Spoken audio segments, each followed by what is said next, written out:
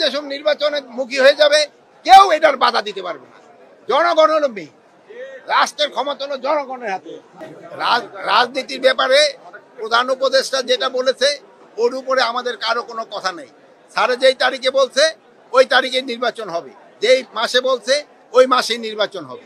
কে কি বললো ওইটা শোনার আমাদের কোনো দরকার নেই। নির্বাচন ঠেকাতে আপনারাই প্রস্তুত। নির্বাচন ঠেকাতে হলো প্রথম প্রস্তুতি দরকার হলো রাজনৈতিক পার্টিগুলি যারা নির্বাচন অংশ। তারপর সবার আগে আপনি যদি বলেন যে জনগণ যেসব নির্বাচনের মুখী হয়ে যাবে কেউ এটার বাধা দিতে পারবে না।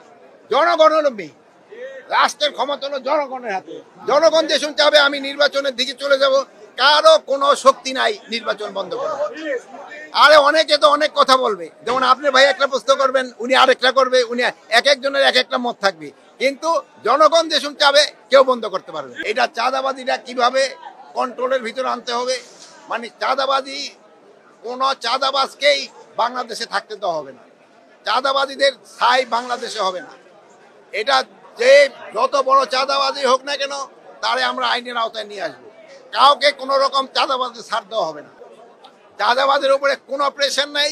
যে কোনো চাঁদাবাজ ধরেন পান আমাদের দেখান, সাথে সাথে তারা আমরা আইনের আওতায় নিয়ে আসবো। এটা ক্ষেত্রে আপনাদের একটু সাহায্য সহযোগিতা দরকার। আপনারা একটু চাঁদাবাজগুলির আইডেন্টিফাই করে দেওয়া, আমাকে আইন শৃঙ্খলা বাহিনীর হাতে সোপর্দ করা। এখানে জিজ্ঞেস করলাম মোহাম্মদপুরে ভাইয়েরা তো এখন আমার বললো যে চাঁদাবাজ নাই, কিন্তু আদারওয়াইজ চাঁদাবাজি করে কিনা ওনারা বলতে পারে।